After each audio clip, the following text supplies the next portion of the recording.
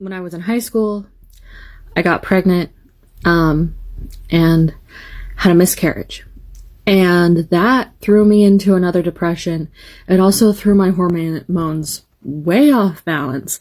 And I started gaining a lot of weight for what I knew as no reason.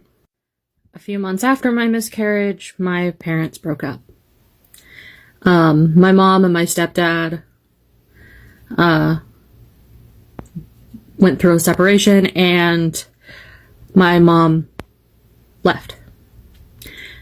I stayed with my stepfather, who was a very abusive person, and my younger brother. I graduated high school. I started college.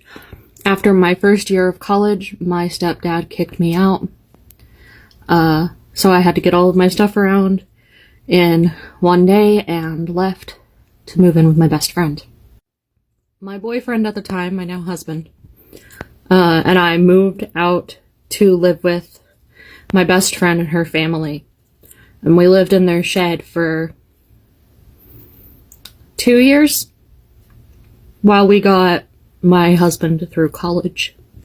At this point in my life, I was an adult at this point, and I didn't know how to be an adult. I had no one to teach me how to do regular, everyday things that weren't just taking care of someone else emotionally. And that's what I did for years, is I just took care of my boyfriend and my best friend and everyone else around me emotionally. But I never took care of me emotionally. Eventually, my best friend, my husband, and I moved into our own place.